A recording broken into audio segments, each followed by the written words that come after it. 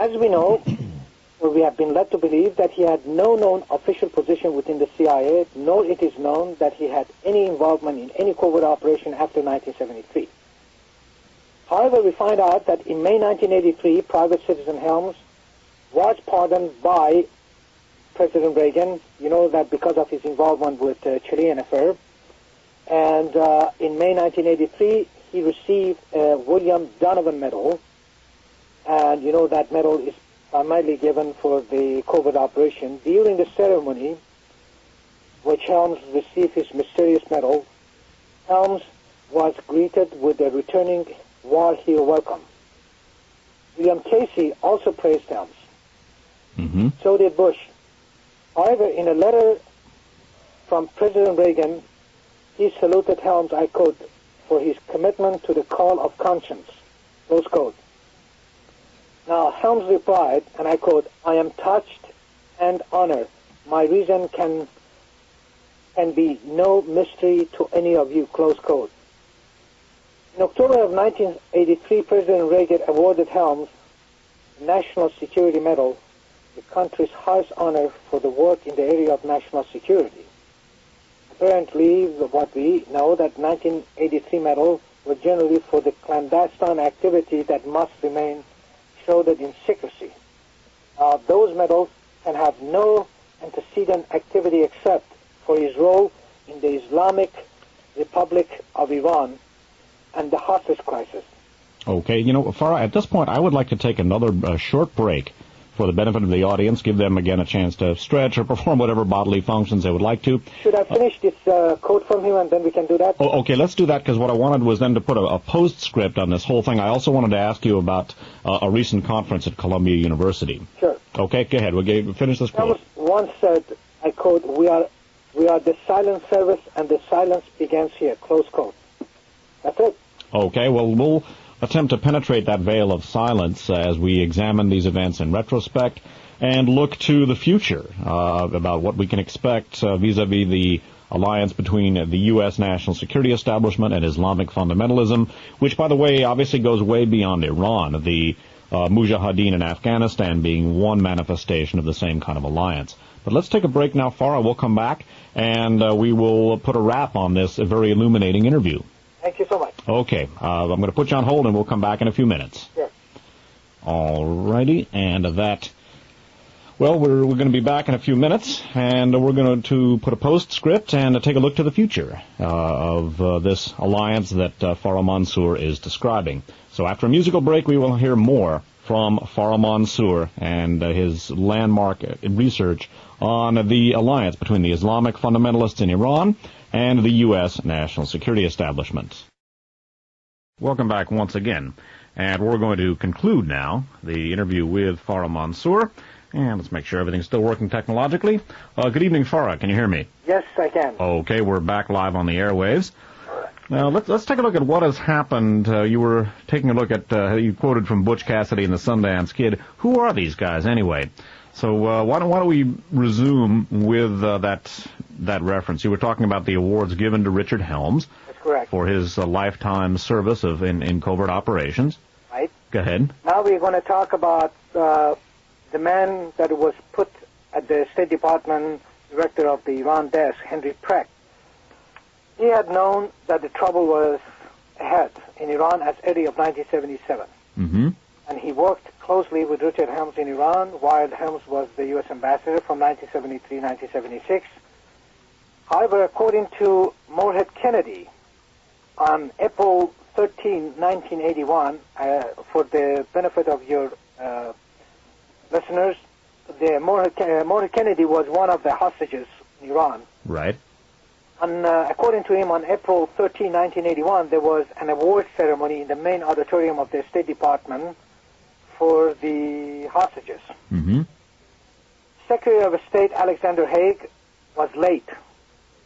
And according to Kennedy, they waited. Finally showed up, only, now I'm quoting, he says, only to tell us we, the Reagan administration, would have handled the hostage crisis very differently. Of course, we know that how differently they would have handled it. He pinned the medal of Valor on the charge. I mean, that's Bruce Lingen. Mm-hmm. The rest of the hostages being told that since the secretary was running late, we could pick up our medals in a room 1308. Everybody remotely connected with the hostage crisis had received some kind of a prize. Coming up to the stage was the former country director of Iran, Henry Precht. As he joined us on the stage, red-faced, he had the grace to turn his head so he would not have to look us in the eye, and he was given the Superior Honor Award. Everybody had done just a superb job. No question asked or conclusion drawn. Close quote. Then we have got George Cave. George Cave was an official with the CIA, was stationed in Iran where Richard Helms was the U.S. ambassador from 1973, 1976. He had many other activities within the Middle East. He was in Pakistan. After the Iranian Revolution, he went to work in Saudi Arabia. He was fluent in Farsi, Iranian expert. Cave worked closely with Helms for the significant role he played in recruiting and providing intelligence briefing to the hostage takers from August to November 4th, 1979. Mr. Cave was awarded his very own door prize and all expenses paid trip to Tehran as the chaperone for Oliver North and Robert McFarland in 1986.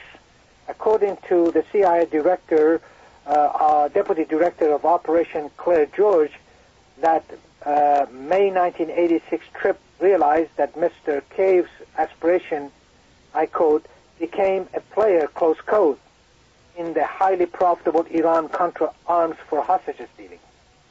Then we have got the Donald Gregg, longtime CIA officer. Donald Gregg was a member of the President Carter's National Security Council.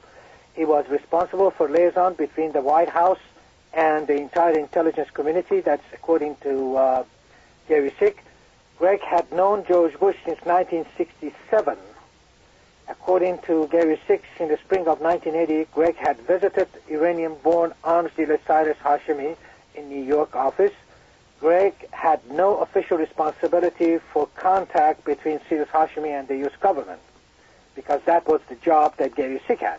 At the time, only Gary Sick was the NSC representative for Iran policy. Donald Gregg was Sick's associate. He remained at the NSC until the change of administration in January 1981. In August 1982, he retired from the CIA and joined the staff of Vice President Bush as his national security advisor. In 1989, he became U.S. ambassador to South Korea. Now we have got Frank Carlucci. He was one of the CIA's most successful covert operation expert. In February 78, he was appointed by President Carter, as we have stated, under Stansfield Turner. At the time, Carlucci was warned about the trouble in Iran. He ignored, and he had no interest on that. At least that is the way that appears. Despite his growth in attractiveness, he was promoted to the post of Deputy Secretary of Defense by the new Reagan administration on the very day of their inauguration. And of course, Frank Carlucci has been one of the very, very important individuals within the intelligence community, as we know that he was in Brazil during the Brazilian coup. He was in Africa during the time that Patrice Lumumba was actually assassinated.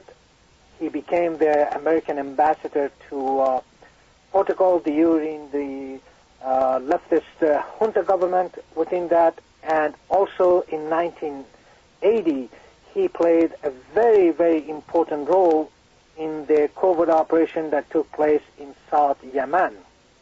And as we have mentioned, that he brought Eric von Marbot, the Pentagon ace troubleshooter, as the head, who was the head of the Defense Security Assistance Agency, DSAA, the Pentagon Arms Sales Division, to be one of his consultants when he became involved with the Sears World Trade.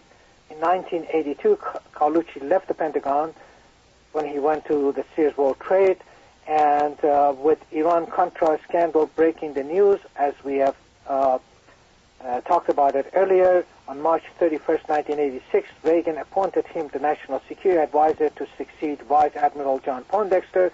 Reagan having issued a directive we talked about, Carlucci right now, serving as a member of Carnegie Endowment National Commission on America and New World. According to its chairman, former U.S. Ambassador to China, Winston Lord, I quote, "The United States has only its third chance this century to reshape world affairs," and the beat goes on. Right. Then we have got the General Secor, was no stranger in the Iranian affair from 1963 when the Khomeini was arrested in June 4th, 1963 after the inflammatory speech that he made and the alliance that he had with Ayatollah, with General Vali Gharani. General Secor was in Iran, and he was in Iran till 1965. Then he served as advisor to Iranian Air Force. Coincidentally, during that time, the Shah had arrested Khomeini, as we mentioned, by certain American special forces. Then Secor became involved from mid-70s when he returned to Iran, serving 4 tour of duties as the head of U.S. Air Force Advisory Group in Tehran, and was in charge of all U.S. armed cells to the Iranian Air Force from 1975 to 1979 as a commander of 1,200-man U.S. Technical Advisory Team. He was charged with the task of building the Shah's Air Force into the power in the Middle East. As we know, in early 1979, Secor was working at the Pentagon as a director of military assistance and cells for the Air Force when the Egyptian-Israeli peace treaty was signed. At that time, Edwin Wilson and 2 other friends of his, Theodore Shackley, who was the former deputy director of the CIA under George Bush, and Thomas Klein, Secor's best friend, set up the Egyptian-American Transport and Services Company called ITSCO, E-A-T-S-C-O, with an Egyptian partner. In 1980, Secor was involved in the planning of President Carter's hostage rescue attempt. Coordinating the ground effort in Iran was his loyal friend and associate Albert Hakim. You all remember what happened to that rescue operation.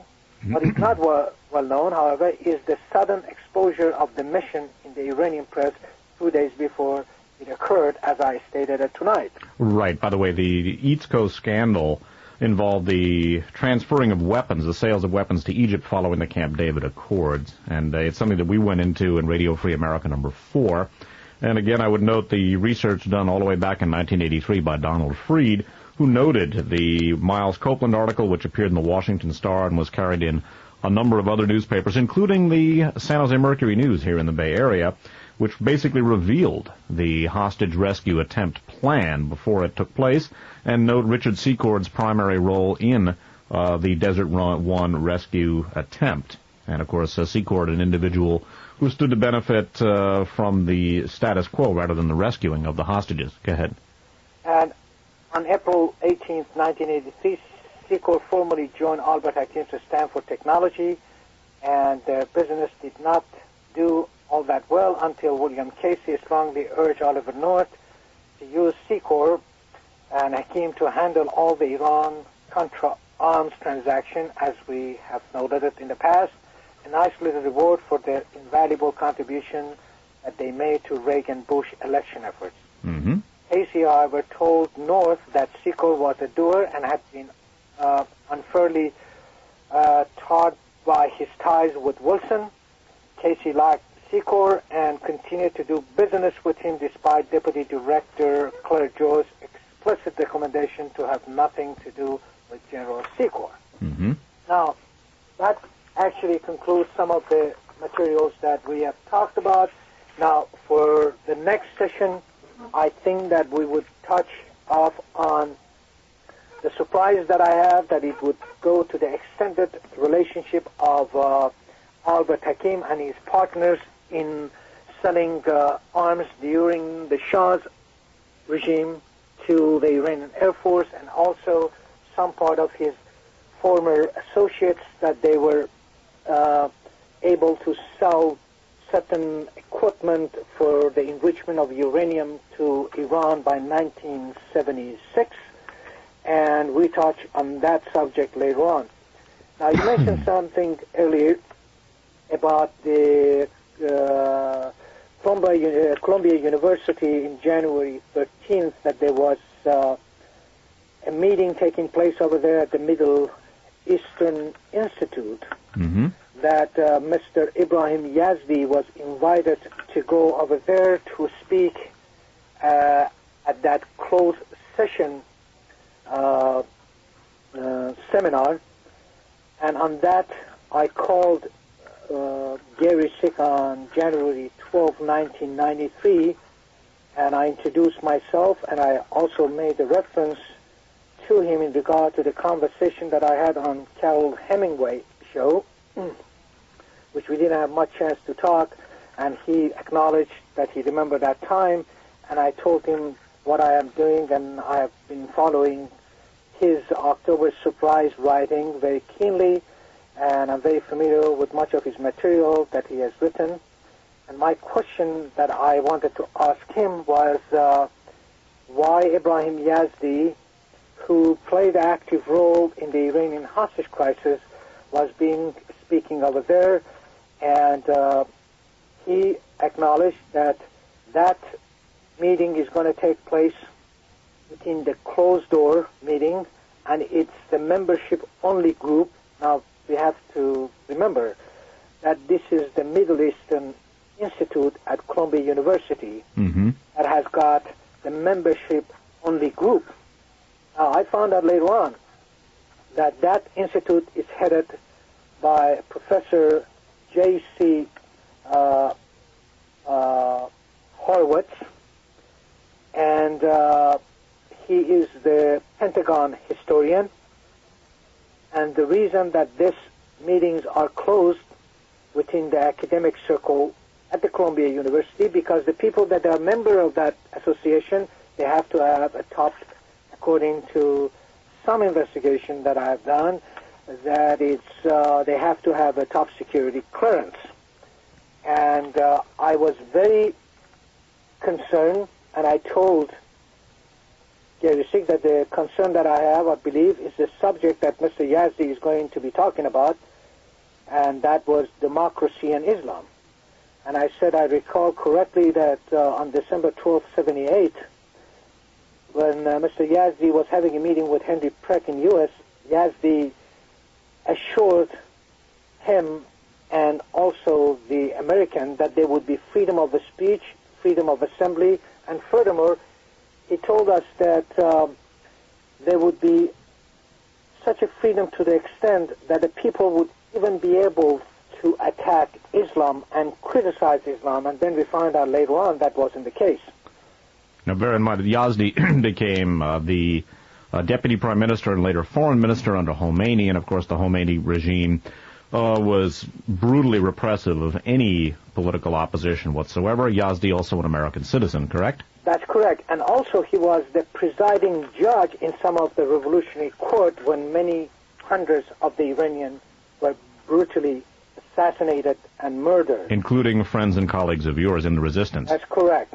Okay. And when he, and I told Gary Sick about the 80 Iranian security forces that he took to the embassy on the direction of Mashallah Kashani and introduced them to Ambassador Sullivan. I went through the whole thing with him, who in fact was a CIA and Sabak trainee, referring to Mashallah Kashani. And according to Sullivan, I told him that they were trained to be a part of SWAT squad team. And I went through all of that, and I also said it is also a concern to me that between August 79 and October 79, Mr. Yazdi was being provided intelligence briefing by George Cave and Robert Clayton Ames, which I would like to know what was the context of all those intelligence briefings. And I found it, and I told him that I found it very interesting that among all those people who have played a very important role in suppressing the Iranian people and creating such a repression in Iran, the Iranian Khomeini's regime, he among those people who was suspected to be the CIA agent while the same intelligence briefing was provided to Amir Intizam. Amir Intizam is in jail, but Mr. Yazdi is not. And he replies and he says, yeah, well, I guess, first of all, Mr. Yazdi is coming over here and he's going to be speaking for us, and that's about it. And he was asking me, he says, is it your idea that Mr. Yazdi shouldn't be talking over there? And I, of course, explained to him, no, that's not what I want. I would like him to come and speak, but I want to have that speech to take place in an open door so other people could participate, and at least if you are closing the door, at least have the papers to come out so we can know what you guys are going to be talking about behind the closed door and making decision on the behalf of the Iranian people. And he reluctantly actually told me that this information is not going to come out. And I went through most of the things that I have talked tonight, and he told me, that's Gary Sick, that, well, I understand your point. As I say, our seminar is for members only, and it's a closed door, and it has been since 1970. And he asked me, what am I saying? Well, he doesn't understand. I'm not sure what voice you think would be the correct voice, asking me. And I told, well, I think any voices that really concerns itself with the democracy. And I don't think that, for instance, Mr. Yazdi could give us any indication what democracy is, when in fact he was a part of the ruling circle in Iran, and he was in fact the violator of every democratic principle in Iran. And Gary Sig at that time said, well, I understand your point, and he went on, and he said to me that I can assure you that there would be very difficult questions to be thrown at Mr. Yazdi. We probably had 1,000 speakers from people representing different viewpoints from every country in the Middle East. And he says that I disagree with you about Mr. Yazdi's role, and he says that he resigned over the hostage-taking in 1979. Okay, now we should bear in mind that this conference was on the subject of democracy and Islam. That's correct. Okay, obviously two things which proved to be incompatible in the fundamentalist government of Yazdi, Khomeini, etc. That's correct. And when he says that, when Gary Sikh said that Yazdi resigned over the hostage-taking, I was kind of baffled by that statement, because when Prime Minister of Iran, which was Mehdi Bazargan, when he resigned over the hostage-taking on November 6, 1979, obviously all the ministers under him would be forced to resign. I mean, it wasn't that he resigned because of the hostage crisis. Yazdi was a very influential individual within Iranian politics. After he was taken off, I mean, he came out of the foreign ministry, but then later on he became the member of the Iranian parliament under Khomeini. And he said, Gary Sikh, that he has been playing a fairly interesting role with Mr. Bazargan as a part of freedom movement. And he went on to say that he feels that some of the members were arrested a couple of years ago, and he went on to say that some of them even were held in jail fairly recently. And I replied, I said, yes, that is true, Mr. Sikh. The only problem is that, and my question is that, why Yazdi was never put in jail? And he acknowledged, and he said to me, that is correct. Now, at that time, he told me that he didn't have a time, and he says, I understand your point. I take your point, understand your concern. I think that Mr. Yazdi has a perfect right to speak to our group, as many other people have spoken to our group before, and he had an absolute right to come and speak to us. And he went on to say, and I quote, I am very pleased that he's coming to speak to us, and we will see what he has to say about democracy and Islam, close quote. And our discussion and conversation went on, and he says that I disagree with you very much. I think that she's very democratic. And my response to him was, of course, Mr. Gary Sikh, from where I'm coming from, the democratically oriented Iranian revolution was stolen from us by the fundamentalist clergy in Iran, and was then dubbed with Islamic Republic of Iran. Of course, it is not your country which it has been taken away from you. I understand where you're coming from. Mm-hmm. And then Gary Sick said, yes, I understand, or something to that effect. And then he said to me, he says, if you look at what I have written, you would find that I have said very much the same thing on many number of different occasions. And I replied to him, something in that effect, that it is true, Mr. Gary Sick. And that is true. He has written a lot about what has happened in Iran. But you have written, I told him, you have written a lot of things about Iran, what has happened, but I found it very disturbing when in your entire research that you have done, and many articles and books that you have written, not once you have mentioned the role of General Bari Gharani as Iran's top military officer during Khomeini's regime. Not even once. And I told him furthermore what Gharani's role was prior to the Iranian Revolution, when he was put in place after the 1953 CIA coup as the head of the military intelligence in Iran, and that he made two major coup attempts against the Shah, one in 1958 with the knowledge of John Foster Dulles, another one in 1963 with Kennedy administration knowledge, and he made an alliance with Khomeini in 1963. And I went through that whole thing, and that was the reason that he was awarded his job in 1979.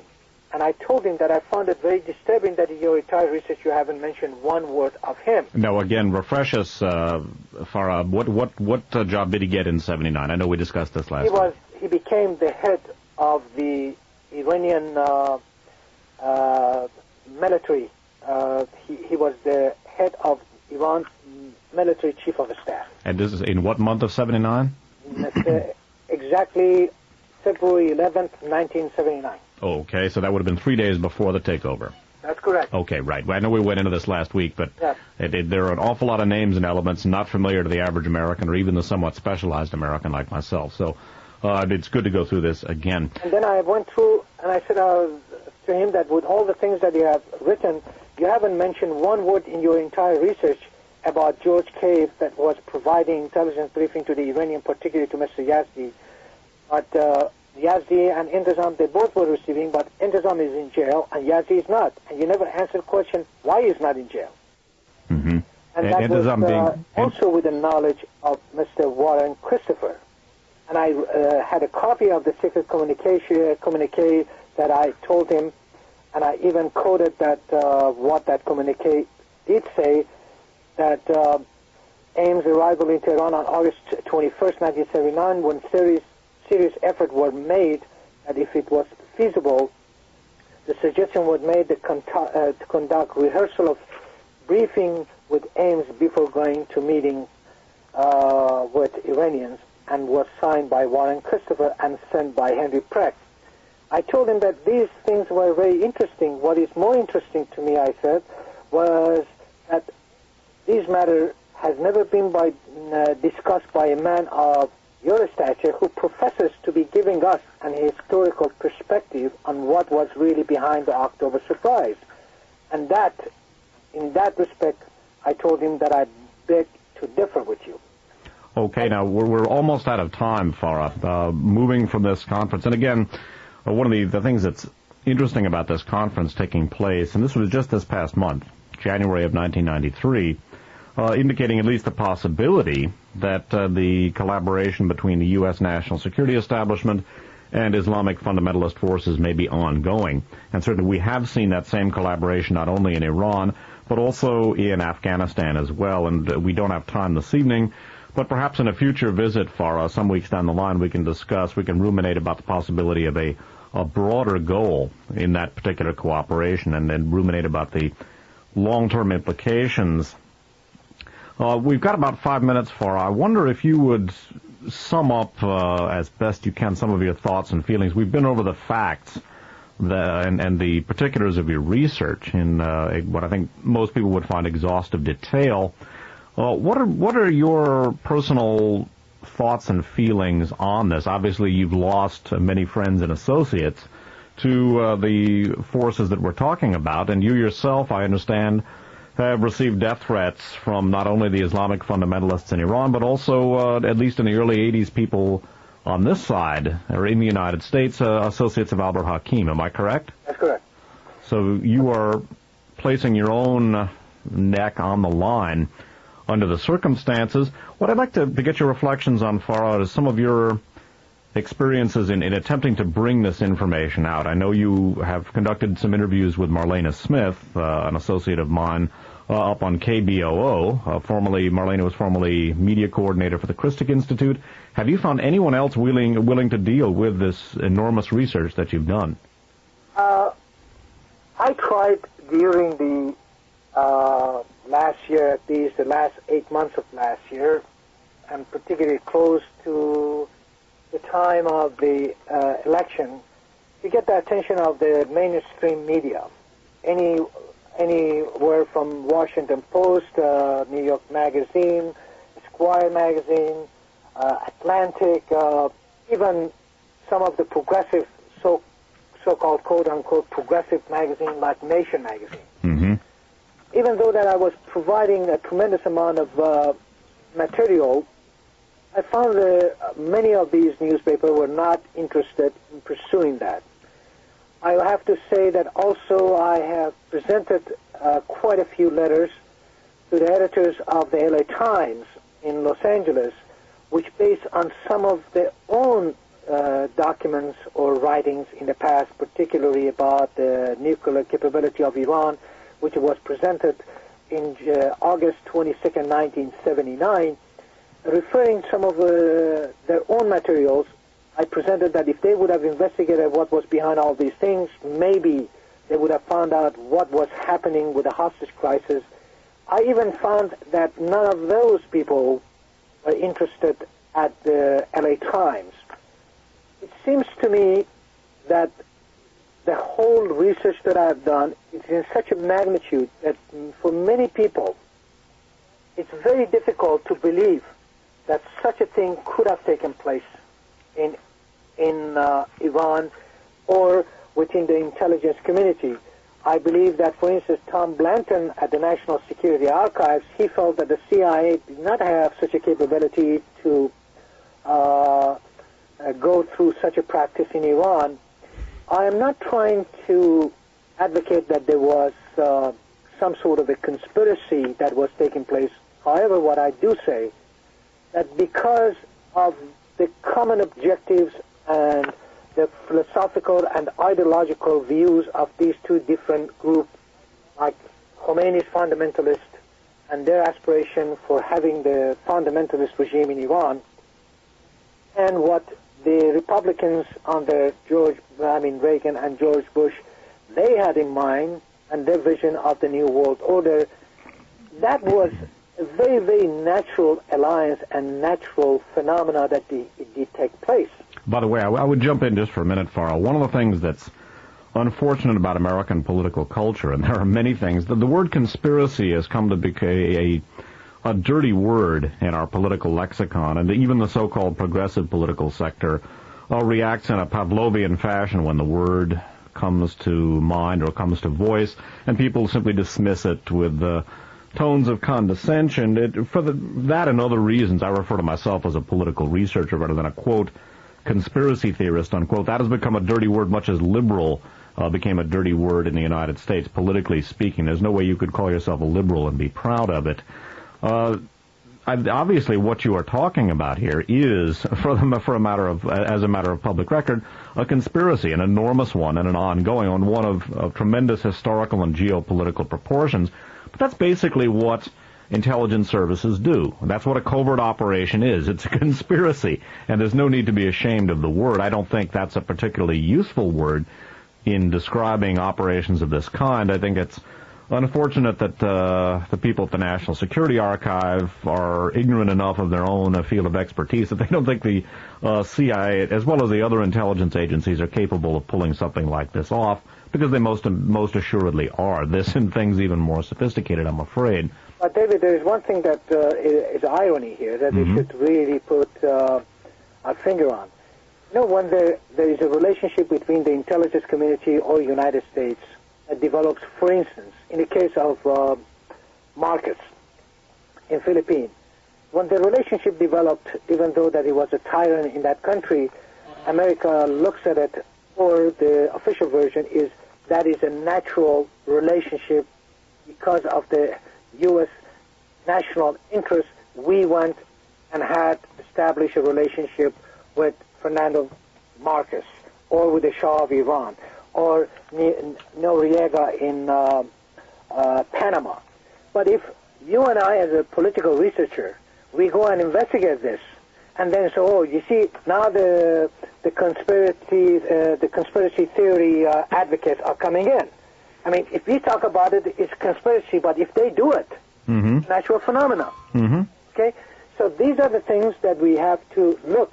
Now, one of the problems that I have seen with many researchers that have been done on Iran and U.S. relationship is people, they don't understand that some of these relationships, which is a very complex relationship, complex alliance, if you don't understand that how covert operation works, if you don't understand how the intelligence community spreads out disinformation, you have to distinguish what is information, what is disinformation. You have to distinguish what is the correct analysis of certain events and what is the incorrect analysis of that. The only way that you can ascertain these sort of things is when you have at least studied how the intelligence community operates.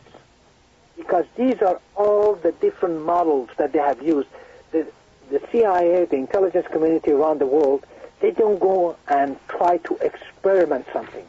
They have done these things before. They know how to get to people. If you understand and if you read the tremendous amount of work and analysis, political analysis, social analysis, religious analysis that it was prepared by the Americans expert at the American embassy in Iran, you would be baffled. They even knew what time these people would take showers. Well, the resources that are available to the intelligence community are unlimited, literally, both financial and human and technological. And given those resources and given the commitment to using those resources, which is decades old, there is comparatively little which is not accessible to them. Fara, we are out of time. I'd just like you to for this evening, and we will be visiting with you in weeks to come. I have a lot of other material I want to get to, but a couple of closing remarks for our audience who have no doubt been fascinated by your observations and documentation over the last 2 weeks, because we are out of time. All right. Well, what I would like to say is that my entire effort was not a mere academic exercise, and it was conducting in some sort of a technique that I used, the criminal technique of investigating such a matter. And the results, they were all there. No one disputed that, but there are yet a logical explanation at how they got there. And the perpetrators, they have long vacated the scenes of crime, leaving veil of disinformation behind them. But their fingerprints were there, and I looked at those fingerprints very carefully. And the key was in making the connection between all the perpetrators and the fingerprints and basing my conclusion on facts in evidence. And I hope that I have been able to at least relate to your audience my experience. It was not easy. And this is the first time that much of this has been voiced before in a public forum. Am I correct? That's correct. Okay, so it's never been. And I want to thank you very much. And I hope that your listeners were able to benefit from some of these research and investigation. And I would give them my PO box address again. Again, we are down nice and slowly, Fara, so people who are taking notes by hand can get this. Go ahead. That is Fara Mansoor, F-A-R-A, and the last name is M-A-N-S-O-O-R, PO Box 491-234, LA, California, 90049. Okay, one more time, nice and slowly, Fara. Fara Mansoor, F-A-R-A, and the last name is M-A-N-S-O-O-R, and the address is P.O. Box 491-234, L.A., California, 90049. Okay, Fara, well, we will be visiting with you again in weeks and months to come. On behalf of the audience, I want to thank you for your tremendous efforts and for not just your work, but for the risk that you're taking. And I want to thank you also for providing us with the first opportunity that anyone has had, as I said, in a public forum to hear much of this information, because it is vitally important and it's thrilling to be able to listen to this groundbreaking research of yours. Thank you so much. All righty, Fara, we will talk to you in weeks to come. Take care, and we'll be in touch. Thanks. All righty. Yes, sir. Right, and that concludes our interview this evening, and actually over the last 2 weeks with Fara Mansoor. I had a lot of other things that I was going to get to, but in light of the depth and importance of his information, I thought it would be useful to go on and to allow him to stretch out as much as possible. Again, this is the first time that most of that information has ever been revealed in a public format. That concludes the prepared portion of this broadcast. Now, all of our archive broadcast shows are on permanent file with the Tape Duplication Company. The name of that company is Archives on Audio. That's Archives on Audio. They're located at P.O. Box 170023, San Francisco, California, 94117. The phone number is area code 415-346-1840. 415-346-1840. I should also mention that neither myself nor this station makes any money off of this announcement. This is FYI. This is Dave Emery thanking all the listeners for their contributions and encouraging them to tune in again to the next broadcast. Until then, take care.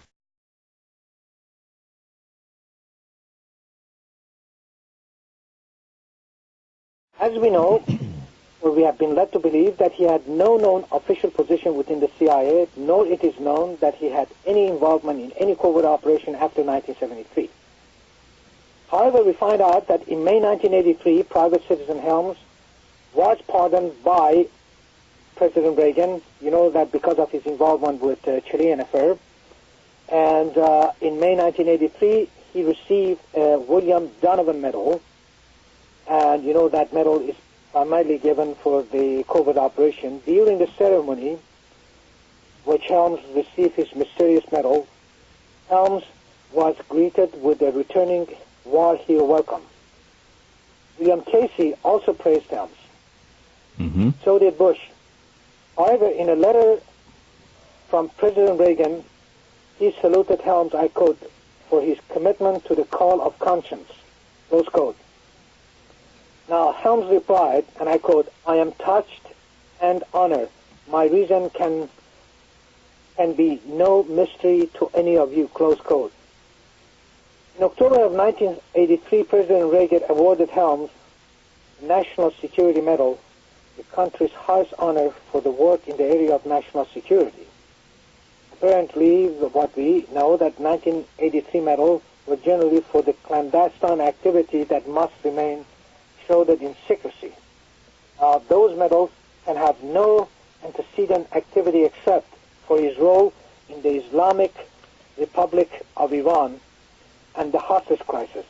Okay, you know, Fara, at this point, I would like to take another short break for the benefit of the audience, give them again a chance to stretch or perform whatever bodily functions they would like to. Should I finish this quote from him and then we can do that? Oh, okay, let's do that, because what I wanted was then to put a postscript on this whole thing. I also wanted to ask you about a recent conference at Columbia University. Sure. Okay, go ahead. We'll finish this quote. Thomas once said, I quote, we are the silent service and the silence begins here, close quote. That's it. Okay, well, we'll attempt to penetrate that veil of silence as we examine these events in retrospect and look to the future about what we can expect vis-a-vis the alliance between the U.S. national security establishment and Islamic fundamentalism, which, by the way, obviously goes way beyond Iran, the Mujahideen in Afghanistan being one manifestation of the same kind of alliance. But let's take a break now, Fara. We'll come back, and we will put a wrap on this very illuminating interview. Thank you so much. Okay. I'm going to put you on hold, and we'll come back in a few minutes. Sure. All righty. And that... Well, we're going to be back in a few minutes, and we're going to put a postscript and take a look to the future of this alliance that Fara Mansoor is describing. So after a musical break, we will hear more from Fara Mansoor and his landmark research on the alliance between the Islamic fundamentalists in Iran and the U.S. national security establishment. Welcome back once again, and we're going to conclude now the interview with Fara Mansoor. And let's make sure everything's still working technologically. Good evening, Fara. Can you hear me? Yes, I can. Okay, we're back live on the airwaves. Now, let's take a look at what has happened. You were taking a look at, you quoted from Butch Cassidy and the Sundance Kid. Who are these guys, anyway?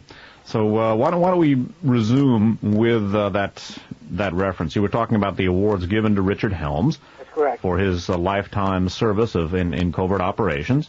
Right. Go ahead. Now we're going to talk about the man that was put at the State Department director of the Iran desk, Henry Precht.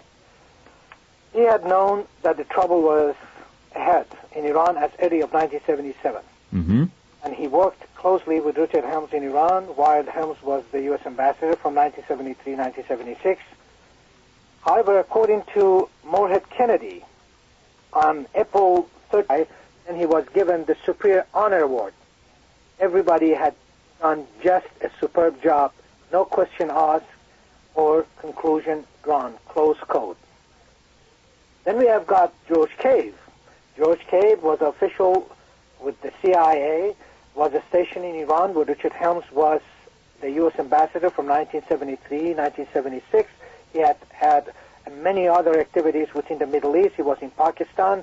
After the Iranian Revolution, he went to work in Saudi Arabia.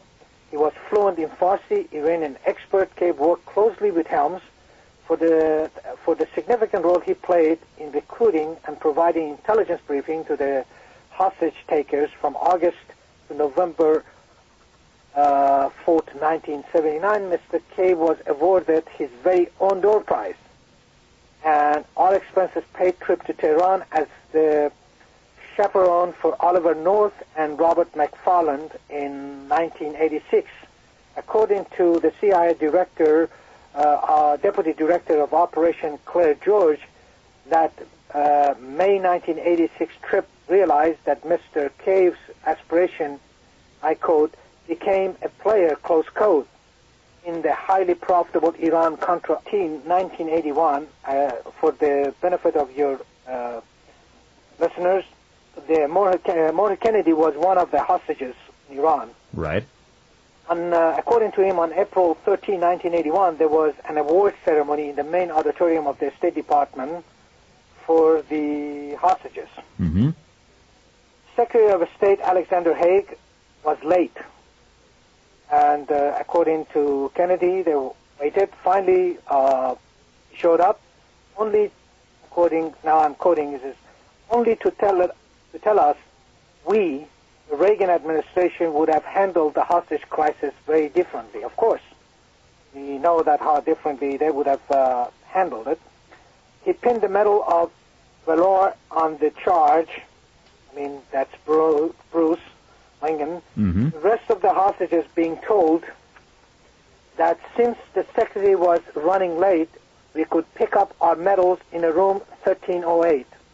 Everybody remotely connected with the hostage crisis had received some kind of a prize. Coming up to the stage was the former country director of Iran, Henry Precht.